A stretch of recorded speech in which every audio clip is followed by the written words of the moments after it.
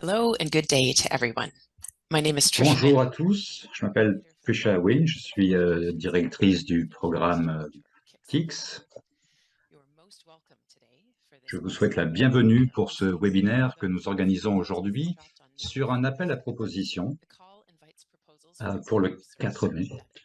Donc pour la recherche appliquée qui traite des systèmes de données sur un ensemble de pays en Afrique, en Asie et dans le Pacifique.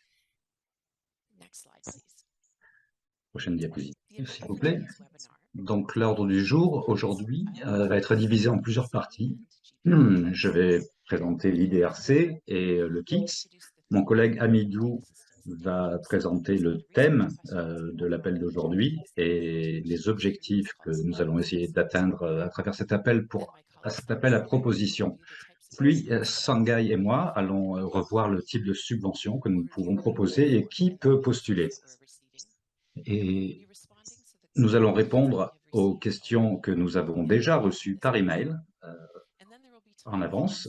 Et puis, nous aurons le temps de répondre à vos questions en direct lors de ce webinaire et vous aurez l'occasion de nous envoyer vos questions.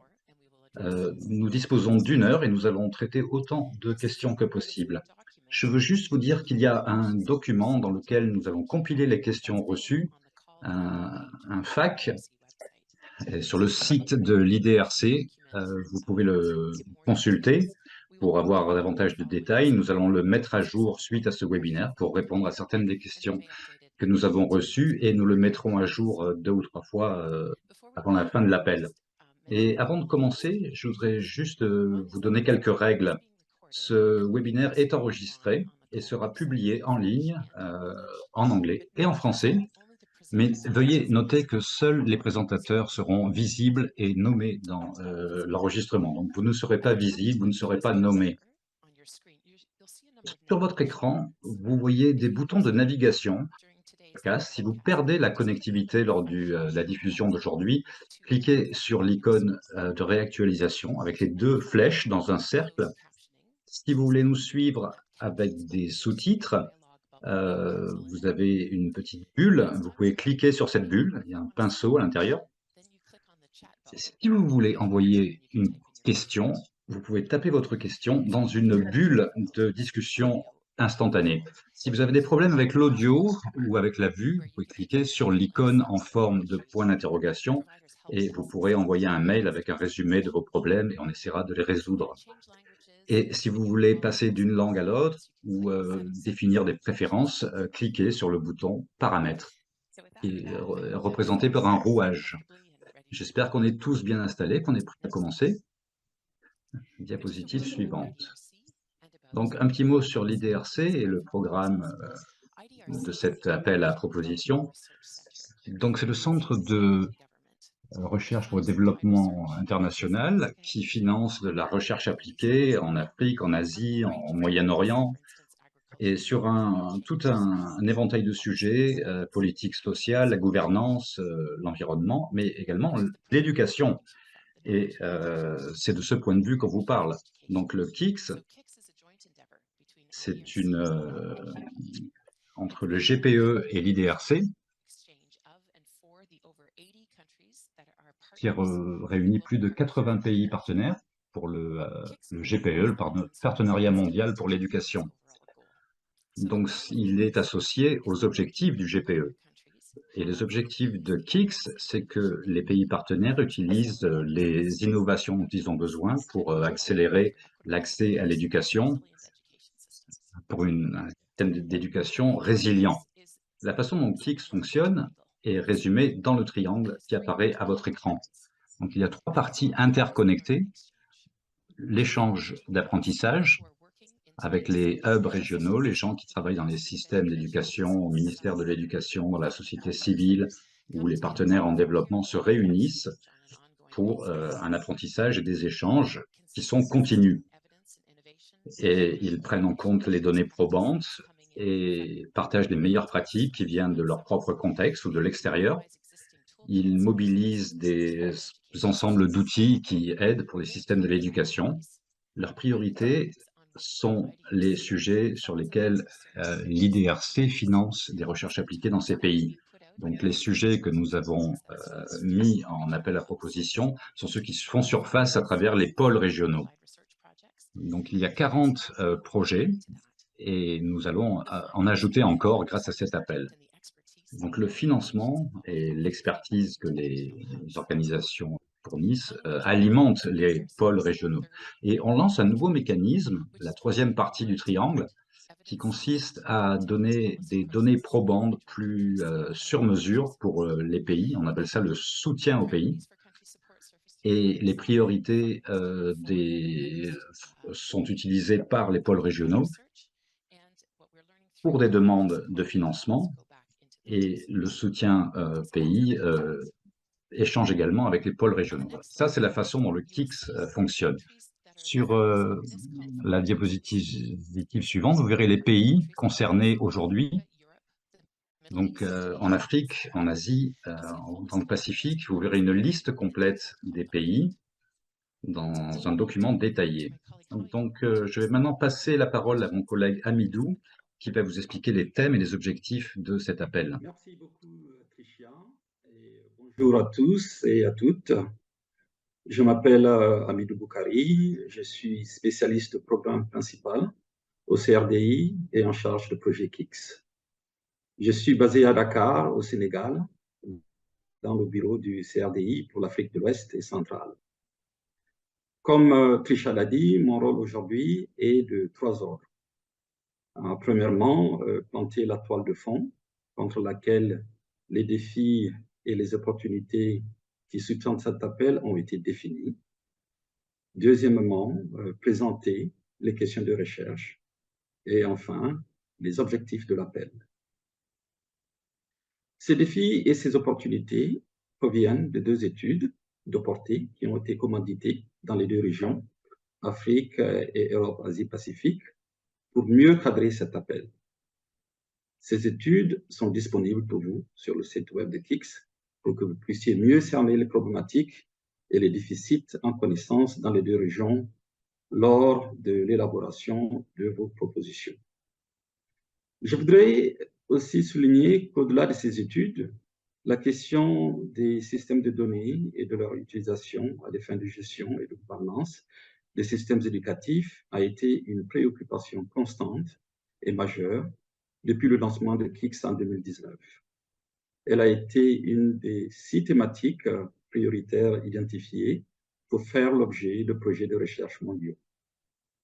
Au sein des pôles régionaux KICS, les questions relatives au système de données et à l'utilisation des données ont été et restent toujours des sujets importants pour les échanges et l'apprentissage entre les pays. Prochaine diapo. Le défi général dans le cadre de cet appel est de générer et mobiliser des données probantes pour accroître l'impact des approches innovantes visant à renforcer les systèmes et bases de données et l'utilisation des données au service du développement de l'éducation.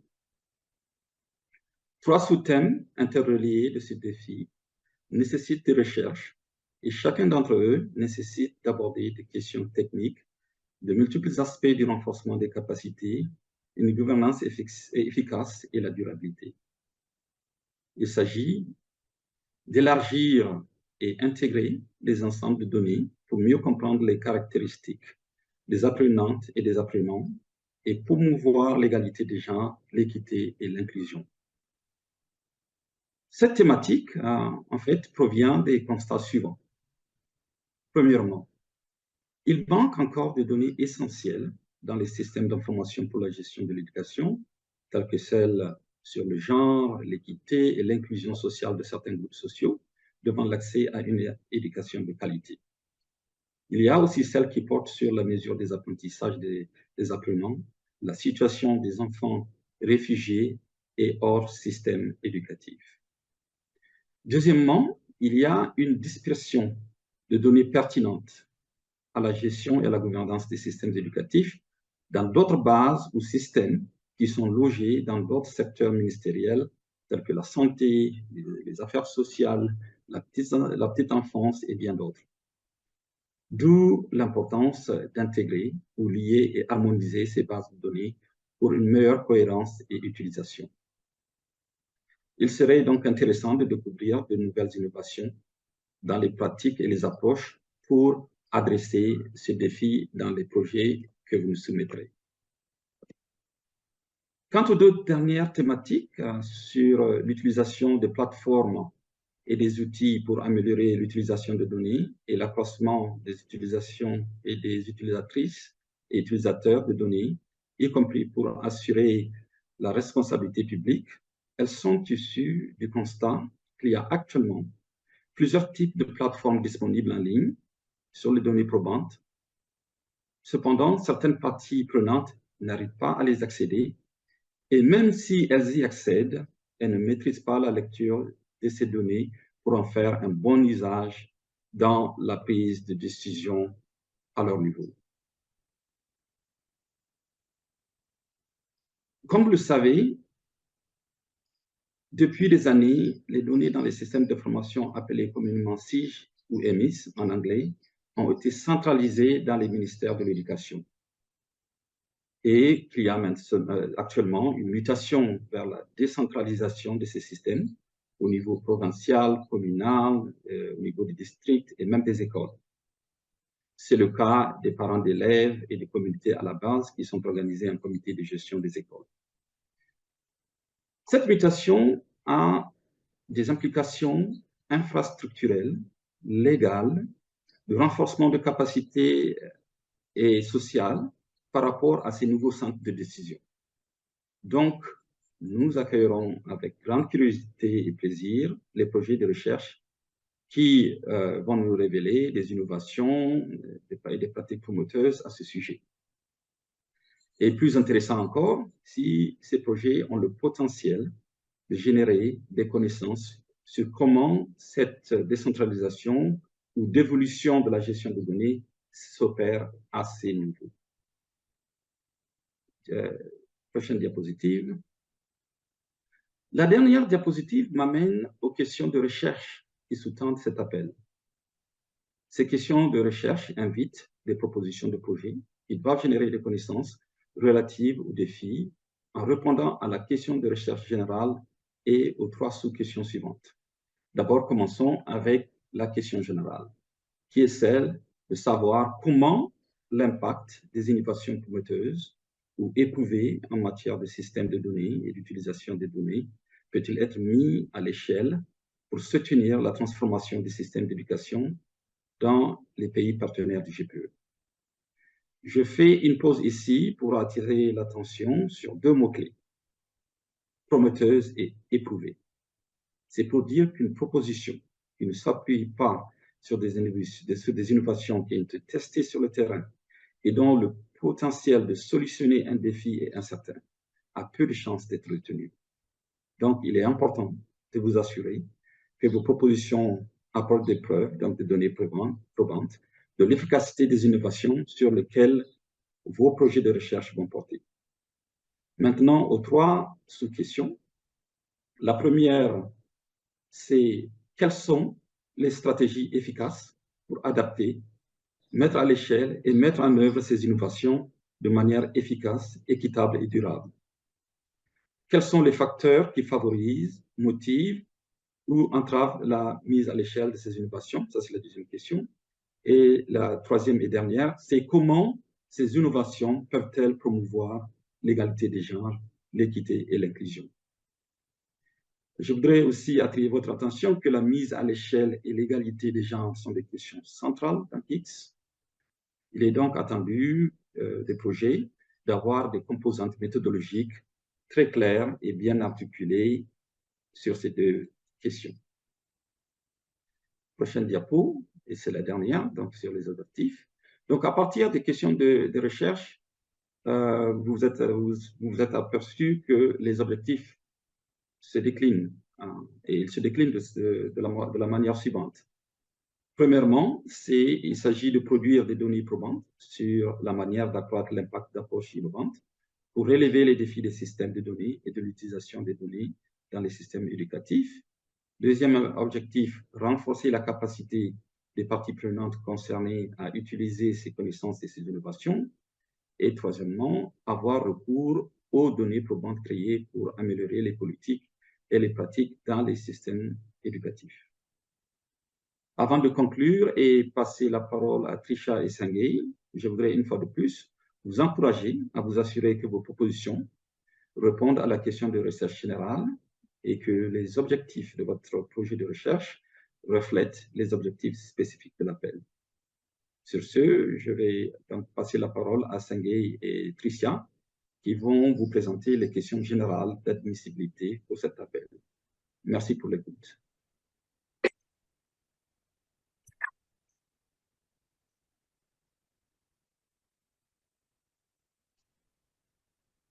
Hey. Greetings. Hello, Bonjour. Bonjour à tous.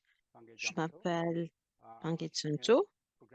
Je suis programmeur principal pour PIX en New Delhi.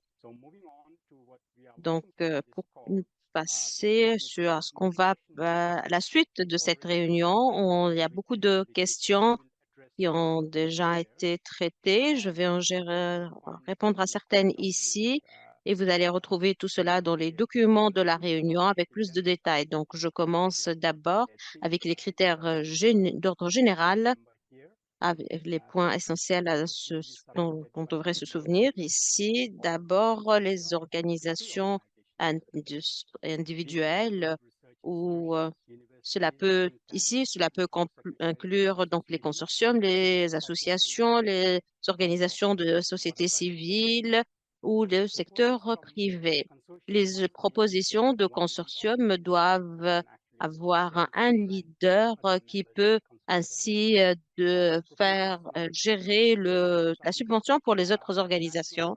Les propositions doivent être enregistrées ou constituées en société à l'échelle nationale ou internationale. Et donc, les candidats doivent avoir un statut légal indépendant, avoir un an pour pouvoir recevoir des fonds administratifs et avoir donc des activités de projets indépendants. Troisièmement, les organisations doivent également une forte présence dans le secteur de l'éducation des pays partenaires du GPE. En termes de non-éligibilité, les particuliers, les ministères, les agences gouvernementales, les fournisseurs à but lucratif de services éducatifs de base ne sont pas éligibles.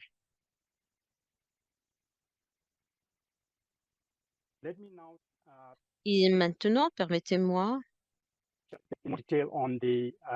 vous donner quelques détails concernant les différents types de subventions et les critères d'admissibilité particuliers. Les propositions peuvent être l'un des différents trois types avec donc un seul pays, il peut avoir différentes formes de financement, de durée et selon la demande. Alors, on peut avoir par exemple des propositions qui viennent d'un seul pays, qui doivent être soumises par des organisations nationales dans le pays concerné. Et cela comprend également d'autres organisations, si c'est le cas d'un consortium, par exemple. Les subventions multi-pays doivent être soumises par des organismes d'un pays à faible revenu ou à revenu intermédiaire d'Afrique ou d'Asie, par exemple. Et les autres membres de consortiums ou d'organisations également peuvent les soumettre. Les propositions au niveau régional ou mondial peuvent être soumises par les organismes admissibles qui peuvent être des organisations individuelles ou des leaders de consortiums. Permettez-moi maintenant d'expliquer un peu plus par la différence entre les propositions multi-pays ou le régional et mondial. Les subventions multi-pays, ce sont des propositions qui travaillent sur des pays précis ou des priorités précises dans un pays, alors que au niveau régional, il s'agit plutôt donc des objectifs à niveau régional et là, il s'agit de voir des services d'éducation au niveau public tels que des boîtes à outils d'éducation, de services d'éducation par exemple, d'un projet, ça serait par exemple le boîte à outils pour l'éducation de base précoce pour la petite enfance dans le secteur, dans un plan d'éducation nationale avec des priorités et d'un contexte spécifique. Ça peut également être ce genre de subventions multi-pays peuvent également avoir ce genre d'objectif, mais ce n'est pas forcément le cas. Donc, pour les subventions multi-pays, ce serait plutôt le but de traiter des défis ou des priorités identifiées par le pays où elles vont être appliquées. Donc, notre préférence serait plutôt d'avoir des subventions pour un pays ou au niveau régional. C'est le travail avec des subventions ou des propositions multi-pays, c'est compliqué et c'est plus facile d'avoir des opportunités d'apprentissage d'un pays unique et les propositions doivent cibler effectivement des pays spécifiques à faible revenu, revenu intermédiaire et également vous pouvez trouver plus d'informations sur le site web. Alors, dernière diapo, c'était maintenant, on passe à Tricia. Donc, je vais passer en revue les attentes de ces projets. D'abord, le premier point, et qui est très important, il faut que la recherche que nous financions soit en rapport avec pertinente avec les systèmes d'éducation. Et là, on va regarder les liens par rapport aux priorités de la politique de l'éducation dans les pays où ils agissent et comment est-ce que ce projet va avoir une pertinence aux parties prenantes principales, mais pas uniquement le ministère de l'Éducation. Et là, ça peut être, par exemple, à travers une lettre des parties prenantes qui explique leur intérêt par rapport à ce projet. Si cela n'est pas possible, cela peut également être comment justifier que ce soit en ligne et conforme aux stratégies. On va chercher, par exemple, des preuves que les candidats travaillent dans ces pays, ont des relations de travail avec les acteurs clés qui peuvent prouver que ces projets vont avoir vont cibler les jeunes. Le deuxième point, c'est qu'on doit s'assurer que la recherche de haute qualité au service du développement qui va construire l'innovation, à renforcer la capacité et à améliorer les capacités de pratique, que doit être plutôt orienté sur les problématiques et trouver des solutions. Il faudrait remplir ce qu'on appelle la qualité, la recherche de la qualité. Il y a un lien il va vous mener vers tout ce qui est notre recherche à ce stade, à ce sujet. Il faut que ce soit pertinent, important, éthique. Cela intègre une connaissance locale. Il faut que ça fasse la promotion également de l'égalité de genre. La troisième attente que nous avons, c'est que les propositions doivent porter, comme ça a expliqué par Hamidou, c'est qu'elles vont avoir des approches individuelles qui peuvent être facilitées pour apporter un changement important dans les pays. Qu'est-ce qu'on veut dire par innovation? L'innovation fait référence à une combinaison d'outils, de pratiques, etc., de méthodologie, de plateforme, de boîte à outils ou d'autres interventions. Ce que je veux dire ici, c'est que l'innovation n'est pas forcément uniquement digitale.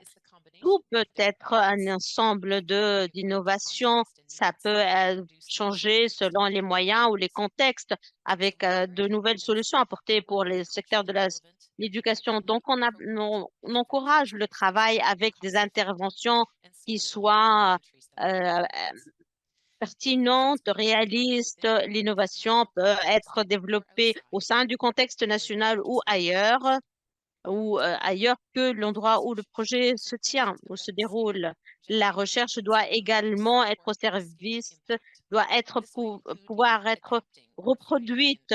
Et là, on parle d'adaptation selon le contexte du pays choisi, peut-être le développement des modèles de renforcement des compétences des parties prenantes qui vont s'adapter ou adapter l'innovation avec des analyses de coûts et d'efficacité avec des résultats prouvés. Les propositions doivent vraiment traiter des approches. Il ne s'agit pas forcément d'avoir des plus grands. C'est pas toujours ce qu'il y a de mieux. Il s'agit plutôt de travailler sur la durabilité des solutions, des innovations qui sont apportées au secteur et au système de l'éducation. Dans les documents, vous allez trouver plusieurs liens par rapport à ce point-ci précisément.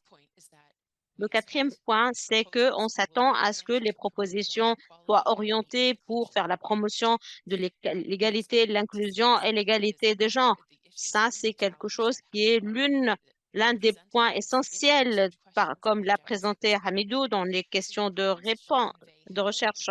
Donc, votre proposition doit montrer comment cela va être intégré dans votre projet. Nous vous encourageons à considérer l'égalité et l'inclusion des genres, par exemple, qui va faire partie de l'équipe de recherche? Qui sont ces gens-là? Quelles sont leurs expertises?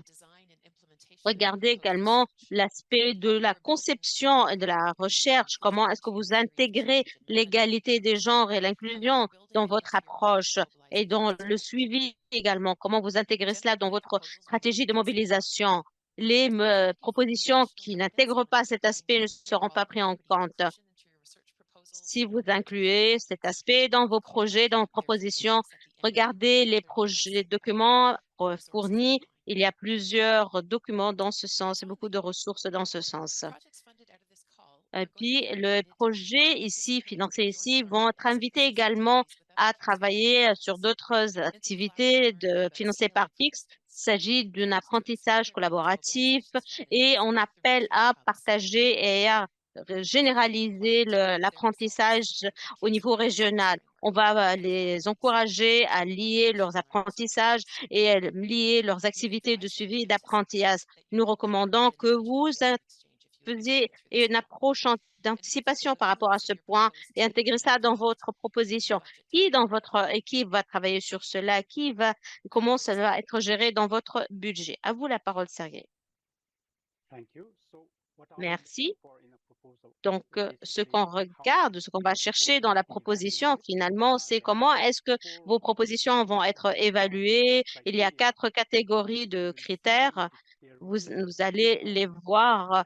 Ils vont être détaillés dans les documents de la réunion ou de l'appel. Et donc, on va regarder des propositions qui traitent directement des défis relevés donc, dans notre appel avec les partenaires, les pays partenaires, et qu'il y ait des stratégies qui soient présentées dans ce sens, qui soient avec une pertinence d'impact. Et également, on va donc regarder la conception, la méthodologie, c'est-à-dire que les propositions doivent avoir des méthodologies appropriées pour répondre aux questions de recherche avec la gestion de risque, la mitigation de risque, réduction de risque. Troisièmement, on va regarder les propositions au niveau également un processus détaillé pour le suivi, l'évaluation et l'apprentissage.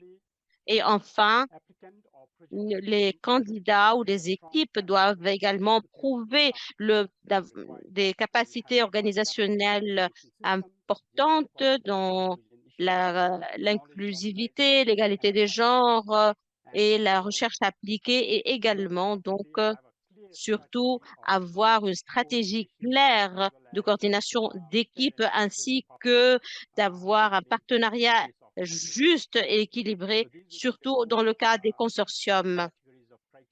Ce seront donc les 4 catégories d'évaluation sur lesquelles nous allons travailler. Donc, ce qui se passe après avoir soumis votre proposition. Ici, vous avez quelques détails de plus. D'abord, les candidats retenus vont recevoir donc des documents de DRC, y compris les termes et conditions. Nous avons mis des liens, encore une fois, dans les documents de l'appel avec les formulaires où si vous êtes sélectionné, vous devez remplir les documents. Nous avons également mis un accord de subvention si le financement est accordé. Assurez-vous de faire en sorte que vos équipes juridiques examinent ces documents et ces politiques. Alors, une fois que les propositions sont reçues, toutes les propositions seront examinées pour s'assurer que tous les documents et toutes les informations ont été présentées, soumises et vérifiées par rapport aux critères avec une évaluation indépendante par un panel indépendant. Nous allons ensuite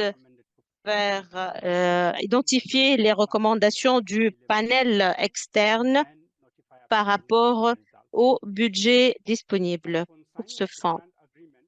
Une fois que l'accord de subvention est signé, nous allons, au cours de cette période, nous allons travailler avec les candidats retenus ou les propositions afin d'accorder le soutien nécessaire tel que la recherche sur l'inclusion, l'égalité de genre, etc.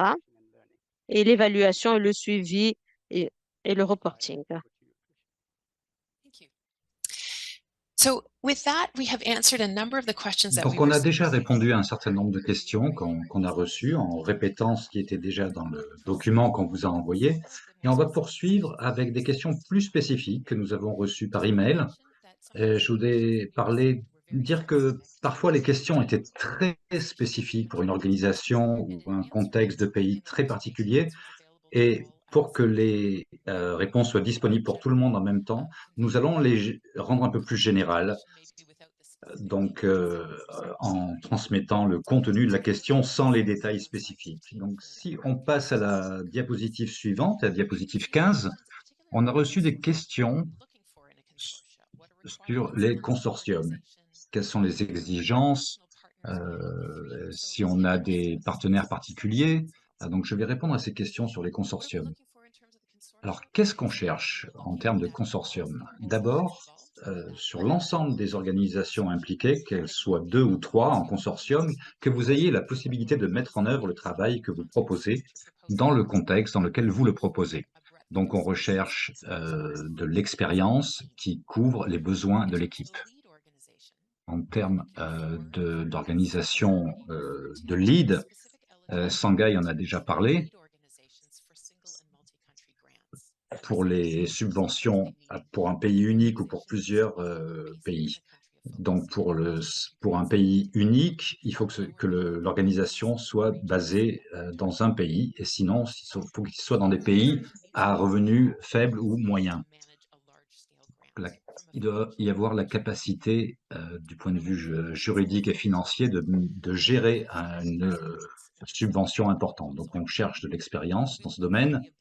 On cherche également la capacité à coordonner plusieurs partenaires, les membres du consortium, la capacité à participer au partage de connaissances avec d'autres pôles du KIX, et il faut que ce soit une entité juridique indépendante qui puisse souscrire à des contrats en son propre nom. Donc l'organisation qui dirige va signer la convention, et ensuite il y aura de la sous-traitance avec les autres. Donc, pour ce qui est d'avoir des partenaires supplémentaires, d'accord, vous pouvez inclure d'autres partenaires à votre proposition, vous pouvez inclure des gens pertinents comme des syndicats de professeurs, des gens qui ont de l'expertise. Réfléchissez aux parties prenantes qui sont en rapport avec les objectifs de votre projet, peut-être les attirer en tant que partenaires stratégiques et les inclure à votre proposition. Et je passe la parole à Sangai. Alors, comme j'ai dit tout à l'heure, il y a pas mal de questions sur l'éligibilité et nous allons répondre à certaines de ces questions ici. Ici, nous avons des questions sur l'éligibilité. Est-ce que les organismes du secteur privé peuvent se porter candidats? La réponse est oui.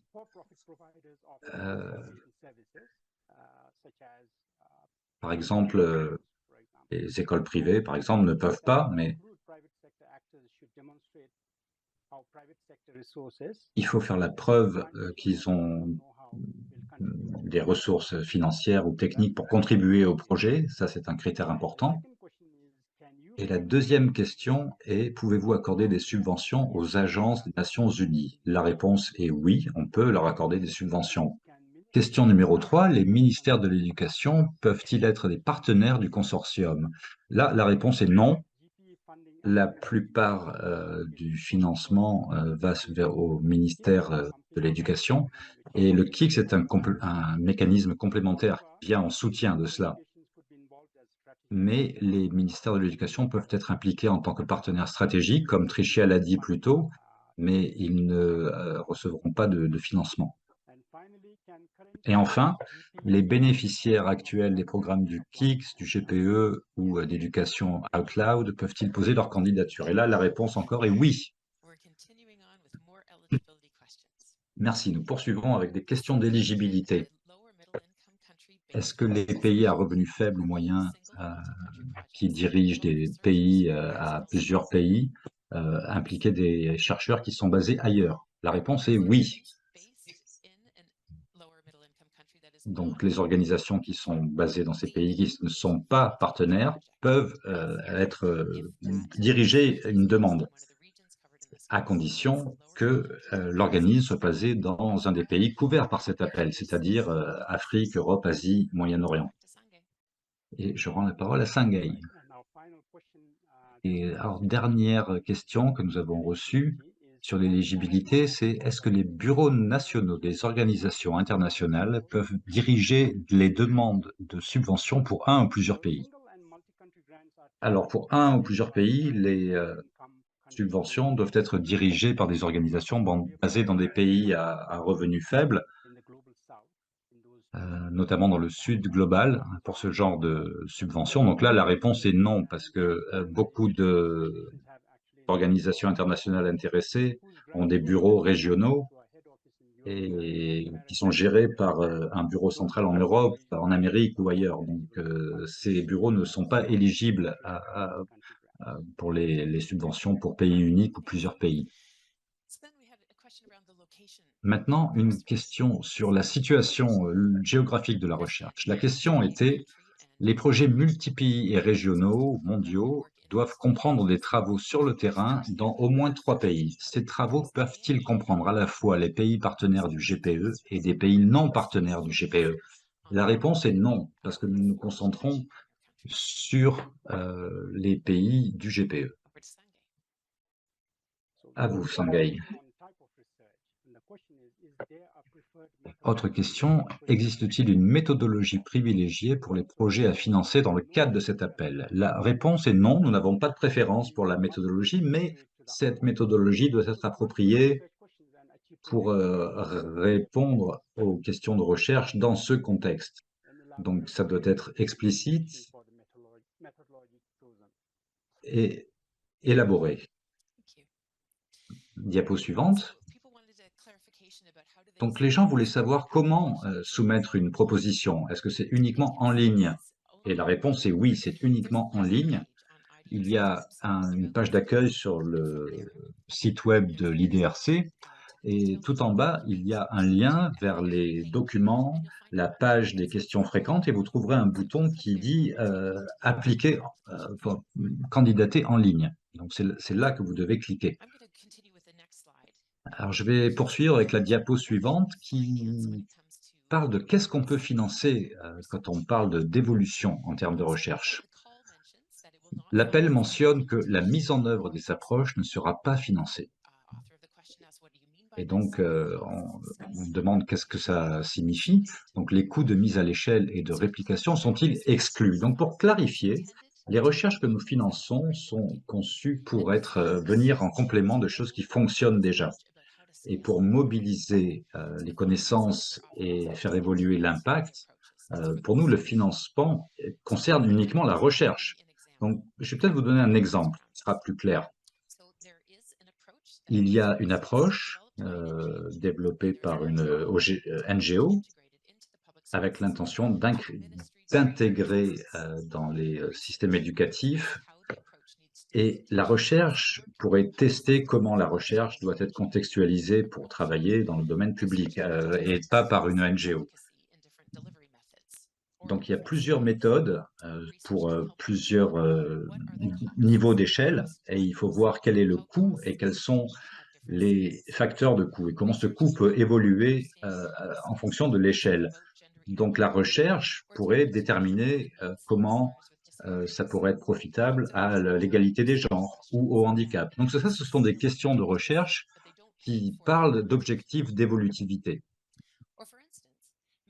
Ou alors, il y a peut-être un système qui a été mis en place au niveau national, mais maintenant, la question, c'est comment le faire évoluer vers le bas et que ce système soit utilisé au niveau de district ou d'école. Donc là, il y aurait beaucoup de questions de recherche sur comment élaborer ces systèmes pour différents objectifs, différents utilisateurs. Et donc ça, ce sont les façons dont nous espérons que les projets que nous finançons vont enquêter et recueillir des données probantes pour l'évolutivité et l'impact.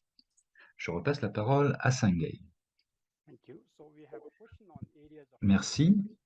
On a une question. Est-ce que l'appel couvre tout du primaire au tertiaire? Alors non, les projets du KICS concernent uniquement la primaire et le secondaire, pas le niveau tertiaire. Bien sûr, la formation des enseignants est également concernée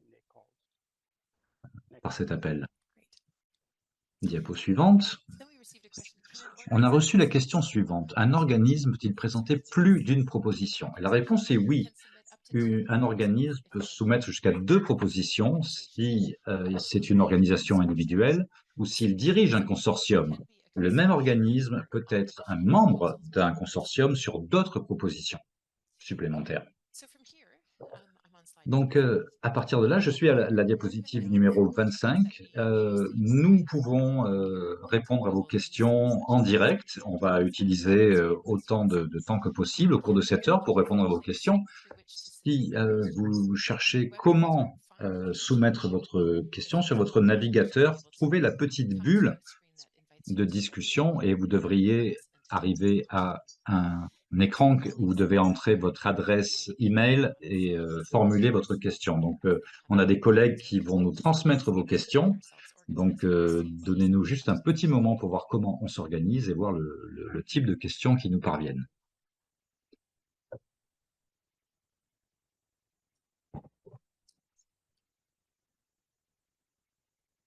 Okay, so the first question. Donc, première question. Je vais l'agrandir un peu sur mon écran.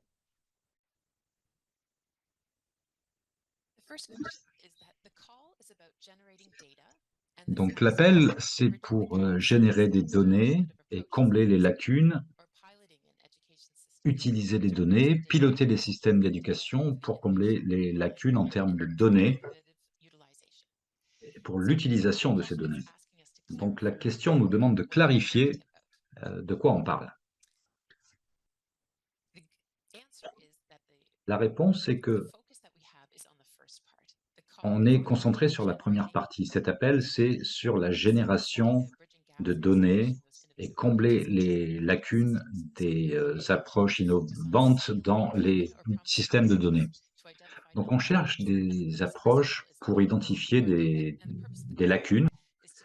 Et l'objectif de cet appel, c'est de mettre cet impact à l'échelle. Donc, on n'essaye pas de piloter tout un tas de nouvelles choses dans les systèmes d'éducation. Donc, regardez ce qui fonctionne déjà, que ce soit dans le contexte d'un pays ou ailleurs, pour qu'on puisse élaborer sur des choses qui fonctionnent déjà. Sangay, la prochaine question vous est adressée. Je vais la lire, vous pourrez y répondre si ça vous va. D'accord ? C'est une question spécifique. En Ouganda, la plupart des écoles sont dirigées par le gouvernement. Comment allons-nous faire en sorte qu'ils adoptent ces approches innovantes alors qu'ils ne sont pas éligibles au financement? La réponse à cette question, c'est que les projets doivent mettre en lumière des stratégies et pas vraiment de les mettre en œuvre à l'échelle. Donc, la plupart des ministères de l'éducation ne sont pas éligibles au financement ni au transfert de ressources, mais la recherche peut inclure des frais de recherche comme la formation des enseignants, de la documentation ou d'autres choses qui sont gérées par les institutions d'enseignement. Alors, je vais lire la question suivante qui dit « Les objectifs d'apprentissage, est-ce que ça comprend… » Alors, l'interprète n'a pas compris la question. Donc, on cherche à renforcer les systèmes de données et l'utilisation des données à tous les niveaux, de la maternelle à l'école secondaire. Donc, on cherche à comprendre comment la petite enfance, ça peut être intégré dans les systèmes nationaux, systèmes de données nationaux. Pangay, une autre question, est-ce que l'appel se concentre uniquement sur les systèmes et les données existantes et pas sur les nouvelles recherches?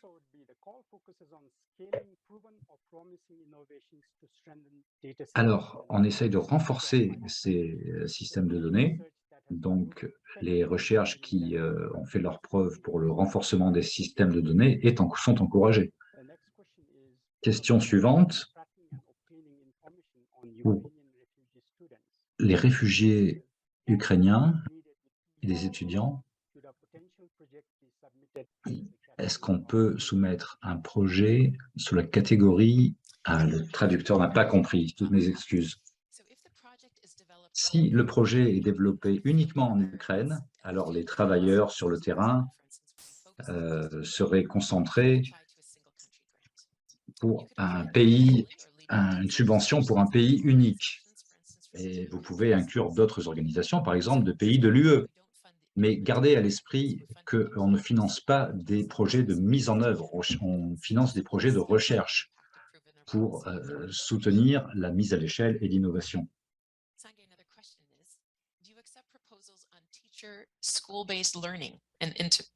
Est-ce que vous acceptez des recherches, des projets de recherche avec les professeurs?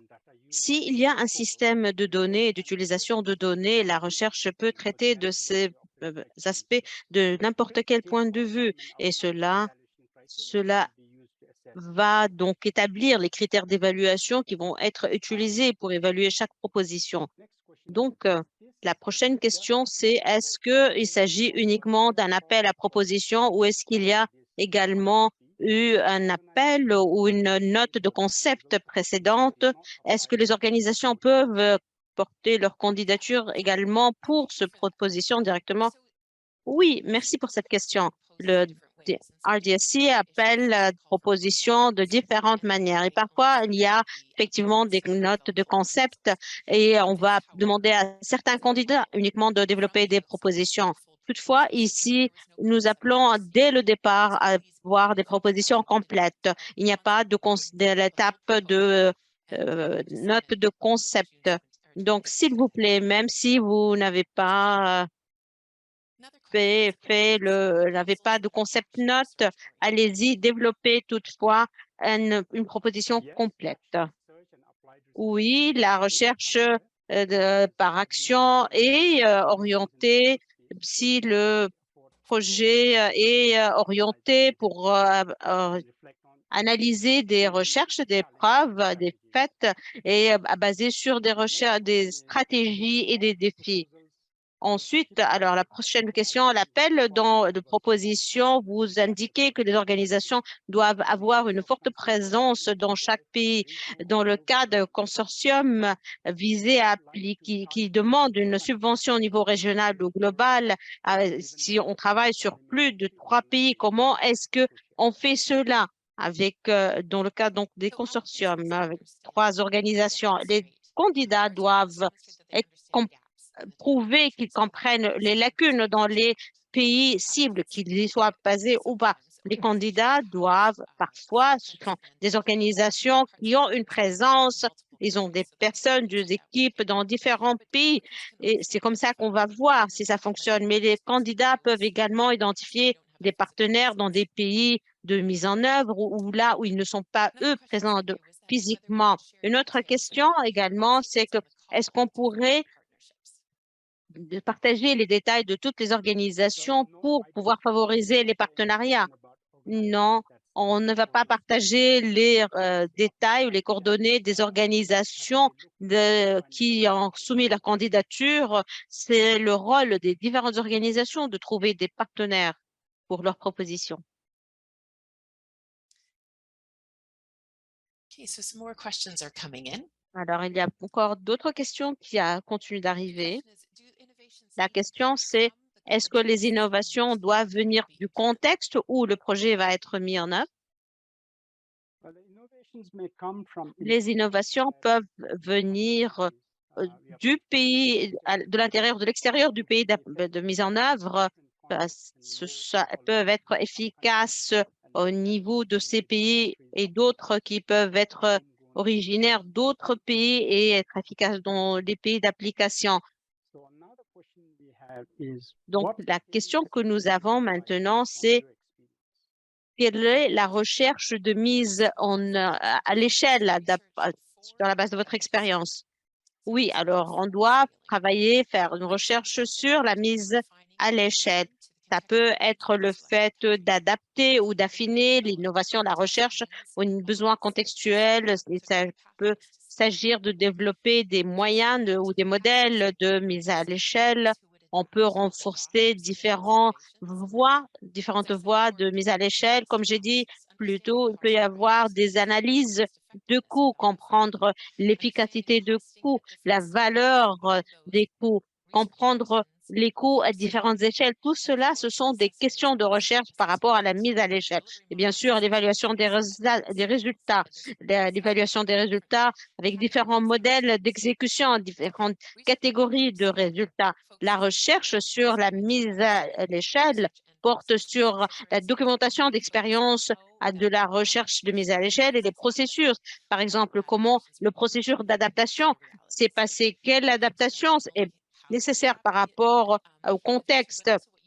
Peut-être qu'on veut savoir comment vous avez fait l'adaptation à l'innovation, mais ou alors qu'est-ce que vous en avez appris par rapport au processus? Parce que la mise à l'échelle, c'est un petit peu une boîte noire et on voudrait comprendre tout cela à travers le financement de la recherche. Une autre question, quel est le résultat attendu de ce projet? Comme l'ont mentionné Prisha, la recherche sur la mise à l'échelle, il s'agit du cœur de la recherche des projets financés par KIX. Il s'agit donc de financer des projets qui produisent des résultats par rapport à la mise à l'échelle. Ces résultats peuvent avoir des allures différentes, peuvent être différents selon les contextes. Ce n'est pas forcément la stratégie de la mise à l'échelle, la documentation des approches, l'adaptation, la contextualisation d'une innovation dans un contexte différent selon différentes conditions et l'analyse des coûts d'une innovation. L'efficacité de l'innovation ou la contextualiser ou adapter. De plus, la mise à l'échelle des résultats des projets peut produire des résultats qui vont montrer de nouvelles preuves. Par exemple, le résultat peut être une analyse de situation ou un rapport d'évaluation de ce que les projets ont fait au départ de la situation.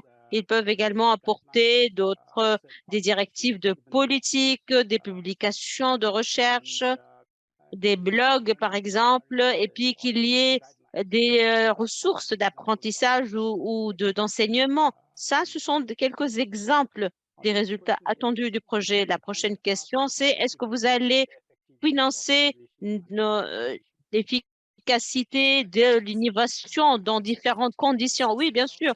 Les projets peuvent regarder l'innovation dans différents contextes et différentes conditions.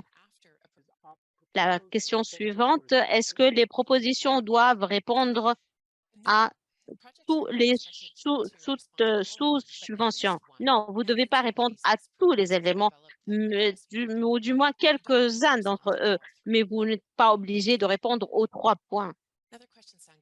Une autre question, Sangue, dans le cadre des catégories multi-pays, est-ce que les pays peuvent être sélectionnés dans différentes régions de l'Afrique? Par exemple, un pays en Afrique de l'Ouest, un pays en Afrique de l'Est et ou en Afrique centrale? Oui, une proposition au niveau régional ou multi-pays peut porter sur des pays de différentes régions de l'Afrique. Une autre question, est-ce que vous pouvez expliquer comment est-ce que les dépenses doivent être portées dans un rapport et présenter comment gérer les factures et les salaires? Oui, les dépenses par rapport au projet seront défalquées par rapport à un budget de projet sur la base de l'accord de subvention. Il y a en fait un document de directive par rapport au budget, aux dépenses. Donc, assurez-vous d'avoir vos équipes de finances qui travaillent là-dessus, qui préparent le budget et qui préparent le rapport et la documentation que vous allez fournir. Nous avons juste quelques minutes qui restent et nous avons encore d'autres questions. Alors, on va essayer de répondre à une de plus. Est-ce que le consentement ou l'approbation du gouvernement nécessaire pour avoir la subvention et est-ce qu'on doit avoir une lettre dans ce sens? Oui, ça c'est présenté dans la section 5 du document de l'appel. Il faut les propositions doivent montrer clairement un lien avec la priorité de politique de l'éducation et définir par rapport aux parties prenantes, par exemple le ministère de l'Éducation. Ça peut se faire à travers une lettre ou alors à une conformité claire avec des documents officiels, un partenariat ou de plans sectoriels ou autre. Donc, il ne s'agit pas d'avoir un accord explicite du gouvernement et ce n'est pas forcément à travers une lettre. Je crois que ça sera tout ce qu'on pourra faire au cours de ces webinaires pour aujourd'hui. J'apprécie vraiment les questions que nous avons reçues. Je vous remercie pour votre intérêt et nous vous souhaitons tout ce qu'il y a de mieux, le meilleur pour développer vos propositions. On va voir ici les dates clés devant nous. La date de clôture de l'appel à proposition sera le 17 juillet 2023. Nous recommandons vraiment que vous commenciez à travailler à vos propositions dans un document Word avec du copier-coller, dans le formulaire en ligne.